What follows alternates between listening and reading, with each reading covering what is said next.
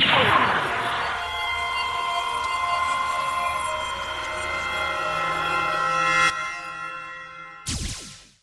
guys, Garo97 again, this time with a review of the 1/44 scale high-grade Gundam Build Fighters Lightning Zeta Gundam from the Gundam Build Fighters Tri-Series.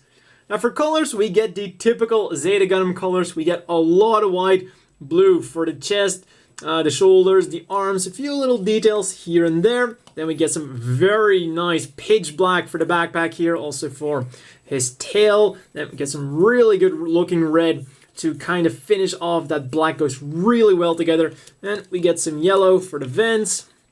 Of course, the double V fin. And also on the vents on the chest right there. And to wrap things up, we get some gray for the joints and little tidbits here and there, some thrusters. However, we don't just get one shade of gray, we actually get a second gray. A lighter one for the pistons that are right next to the body, and also for the pistons on the legs, and those are some really cool additional details that are in there. Of course, they're not functional, but it is cool that they're there. So overall, very much identical to that of the original Zeta Gundam, and when compared to the Griffios War Set one, it seems to be slightly lighter than this one. Now, on to stickers. It has a bit of both. Some stickers completely acceptable, others not quite so much. So the ones I have applied, we get very nice metallic green ones. We get one for the main camera, one for the back camera. And then when I bring in the beam rifle, we also get some very nice metallic ones for both of the scopes, and those look really good. Then of course we get one for the eyes. We get some yellow ones for detail. One here on the other side and also on the left arm. Then on the legs, once again, one here, the other side, and on the other leg as well. So all of those stickers completely acceptable. The ones that aren't as acceptable are the big red ones that are supposed to go on the backpack here. They're supposed to wrap around this, wrap around the other side, and also go on here. However, the big problem is these are metallic shiny stickers, and they're supposed to be the same color as the normal red. I don't know why Bandai keeps doing this, because this is something they've done with a lot of model kits, give you metallic stickers for parts that should be matte. And really, I'm pretty sure applying these would make the model kit look slightly worse rather than slightly better. Anyways, moving on to articulation. The head on the usual double ball joint goes a bit forwards and backwards for the chicken movement. Side to side, not quite as much because it does of course collide with that giant collar on the side. Up about that far, down about that far. So really the head is mainly hindered by that piece. The arms will rotate around, go up about that far. This piece here does really help with the upwards movement. Then the shoulders are on ball joints, so we'll go slightly forwards and backwards, up about that far. And it is inside of that normal hinge joint, but unfortunately, the hinge doesn't do anything. The hinge is a lie. So this is compatible with all of the modern high-grade kits. Just because it doesn't have a functional hinge joint doesn't mean it's not there. So then the arm rotates around at 2 points this time, below the shoulder and also below the elbow. And this is going to come in very handy once he gets some accessories going, because that is a really cool joint for posing. Also, double elbow joint goes up very nicely, and then the hands will wiggle around on their usual ball joints. Then when we move to the back, as this falling off piece nicely demonstrated, these are on ball joints, so they will have some pretty good wiggle to them. Then the tail fin will go up and down, and then these wings will go up and down, and this will also go up and down. And then this piece will also go forwards and backwards slightly to give those wings just a little bit more articulation. Then the waist, it's on a ball joint, will go forwards and backwards a bit, side to side somewhat, and will also rotate around a little bit, but it's mainly hindered because of the design of the machine, because really the chest here really gets caught in between those front skirt things. Then Side skirts go up about that far, legs go out pretty nicely like that. Then the one thing I was surprised about was that these front skirts aren't actually hindered by these armor pieces that much. Now they are molded together, they can be separated, but this time around I decided not to do it because, well, they're at an angle. So I was afraid that if you cut them, they would just like fall down and not look as good. Legs go backwards pretty damn nicely. The back skirt isn't movable, but it is at a slight angle, so it does offer a bit more mobility than your average machine.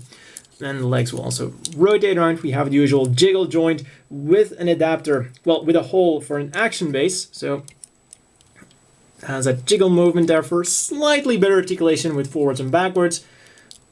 Legs are double jointed pretty nicely at the knee. And then the feet go forwards nicely, backwards. They have the usual double joint, a hinge at the top and a ball joint at the bottom. Feet will rotate around about that far and side to side pretty nicely. So overall, the Lightning Zeta Gundam has some pretty damn good articulation going on, with the only real problem being because of the design of the mobile suit. And really, that also means that the Lightning Zeta Gundam is probably the best articulated Zeta Gundam out there, because for some reason they decided no Zeta Gundam prior to this one needed double elbow joints. So I'm really happy this guy finally got double elbow joints. On to accessories, and the first one we get is the already shown beam rifle. It has a few pieces of articulation going on. The top flap moves, bottom flap moves, and the handle will also collapse for stored mode. Now to put it into the hand, one warning I want to give about the hands is they are, for some reason, connected with pegs instead of the usual stronger pieces they use to connect hands with. So be a bit careful when you're taking the hands apart, because, well, I'm not really sure how strong a peg is going to be and how much switching a peg will be able to take. So simply put this in there, and it's a pretty damn nice looking thing. At first I wasn't really sold on this second giant scope, but fortunately it can be removed rather easily without too much obvious gaps left onto the beam rifle. So that's a really cool thing. Then the second accessory we get is, of course, the typical shield. And just like Lightning Zeta Gundam, very reminiscent of the original Zeta, but slightly different. Also a few pieces of articulation right there. And this will peg onto it. And this is really where that under the elbow articulation really comes into play. Let me simply put that right on there. Unfortunately, because of the way this is designed, you can't really put it the other way, because if you were to try that, as you can see, this collides with that piece. So you have to put it like that. And unfortunately, I of course prefer to do it the other way around. Typical. Or at least that's what the manual would want you to believe. Because, well, the shield is on a ball joint and you can force it slightly. It might look a bit off, but it can be done if you want it. So that is all for the normal accessories that we're getting, and I have to say it's already looking really good just like that. Also, one thing I have to point out is that when you turn the arm like this, it only hampers the articulation a little bit, so really nothing too bad when you do it like that. Now, the Lightning Zeta Gundam also has a slightly more Super Robot-esque feature with these two very nice clear pink beam effect parts. So what you have to do is rip the wings off and rip these pieces off. Now, the one cool thing you can also do is once those wings are off, you can store the weapons, well, the one weapon and the shield on the backpack. For the beam rifle, it's pretty simply put this away and that. And I was pretty surprised seeing the way they were able to do that, because I wasn't expecting, you know, a handle with like a handle guard to be able to collapse as simple as it did, but turns out it did. Then it will reveal this peg here will peg into, well, technically it's supposed to go on this one right here, so that goes in there, And of course you can also mount it on the arm because it is the identical peg as the shield. Meaning that if you want your... turn this around. Meaning that, you know, if you want 2 of these on the back and you want to buy 2 Lightning Zeta Gundams, you can give them either 2 shields on the back or 2 of those beam rifles on the back. And this is also where that extra articulation of the backpack comes into play. So you can actually still use your beam rifle because of that handle that collapses, it gives some extra articulation. So that's a pretty good sight right there. And then of course we get to the main event, these wings that now suddenly become some kind of giant melee weapon. Same on the other side, and as you can see, it's pretty easy to transform the entire thing. One thing I did notice is that the connection here isn't perfect, and it does always look a bit off, but you know, so be it. And simply pull these bits out, and then all that's left to do is connect them to the arms.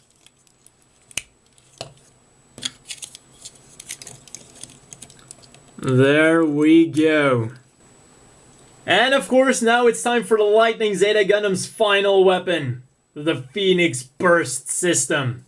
Simply take the shields, put those up, and then slightly put the handle off center to make it look like both hands will hold on to it. So then this goes in there, angle the arms a bit, fiddle around with it a little, and there we go. The 2 beam blades and the shields come together for the ultimate weapon, the Phoenix Burst System. Now some of you might have been thinking, hey, those wings have pegs, maybe you can slot them in the back to kind of give them a Hyakushiki, Delta Gundam-esque wing placement. And if you thought that, you thought correctly. It doesn't look quite as good as I was expecting, but the most important thing is you can give him that wing placement. No side-to-side movement, but it will go up and down, both on the peg of the wing itself and, well, that backpack thing. So you can do it. As always, the inevitable question is, do you want to buy this? And well, there are only 2 real things I can name that detract from the overall awesomeness of this thing. Number 1 are the aforementioned stickers. Sufficient to say those metallic red ones deserve to burn in hell after being hit by the Phoenix Burst System. I think that pretty much sums them up. The second thing is the price. For 2,200 yen, it is on the higher end of the high grades. And at that price tag, you have a lot of things to contend with. On top of that, some of you might be thinking, hey, is the Zeta Gundam? Well, it's a Zeta Gundam, and you haven't mentioned anything about a transformation, parts former, transformer whatsoever. And that is because this thing, sadly enough, does not transform, even though it doesn't look like it would have been that hard to incorporate a transformation system. Especially looking at the transformation of previous Zeta Gundams, which pretty much involves ripping the legs off, ripping the wings off, ripping pretty much everything off and placing it on a brick. So, you know, for that price tag, some of the other Zeta Gundams do sound a bit more appealing just on paper because, well, you have the additional feature of being able to transform. However, when you look at everything it has to offer, you can kind of see where the price is coming from. For 2,200 yen, this thing is pretty damn impressive, and as far as Zeta Gundams go, I would say it might be one of the best looking Zeta Gundams out there, on top of definitely being on top of being the best articulated Zeta Gundam, if only for the double jointed elbows. So for 2,200 yen, if you're a fan of the Zeta Gundam design or Zeta in general, this is definitely something to get. And I'm just going to bring in the original Zeta Gundam here. The one thing I was surprised by the most is that despite being radically different from the Zeta Gundam, it still has that Zeta Gundam feel, but redesigned by someone else, in this case Naoki. So I would say by all means this is a fantastic machine. And now that I have some other Zeta Gundams next to it, or well, the Delta here, this model kit does not have any parts from another model kit. It's all completely new, which once again makes these red metallic stickers even worse, because, well, they feel like remold syndrome, but it's not a remold of anything. Long story short, for 2,200 yen, there might be some better deals out there. But if you like the Zeta Gundam, this kit will absolutely make up that kind of lack of accessories with its sheer bulk and awesomeness. It just has so much things going on with it that for a high grade, it definitely looks pretty damn impressive. Like when you look at the kneecaps, when you look at the little wing here, that might be a bit loose, but it's a very impressive thing for 2,200 yen. So for size comparisons, first of all, here is next to some other Gundam Build Fighters Tri machines. Well, one Build Fighters Tri, one normal Build Fighters one, and you can already see the massiveness of the Lightning Zeta when you put him next to some more standard size machines, such as the Power Gym Cardigan and the Gym Sniper K9. And what would these comparisons be without some more Zeta-esque machine comparisons? On the left, we of course have the Delta Gundam, and on the right we have the Lightning Gundam, the one that Yuma first built. And when compared to the Lightning Zeta Gundam, the Lightning Zeta Gundam is definitely better. Not only better looking, but also a much better deal, because once you put on the packs, well, once you calculate the price of the packs for the Lightning Gundam, yeah, this one is definitely a much better deal. Then let's quickly bring in these guys again, the Delta Plus and the Zeta Plus. Now here we can have a debate on which one looks better depending on your personal taste and which one is the better deal. Of course, the Lightning Zeta Gundam is much more impressive on the shelf as is, but then the Delta, well, the Delta Plus and the Zeta Plus do have the added benefit of being able to transform. So here is going to be much more up to your personal taste. Though just standing there, the Lightning Zeta definitely has the edge, with those wings adding much more bulk to it. And finally, here is next to the standard size Gym Custom and the always bulky Zaku 3. And well, that's all for this review, and see you guys next time.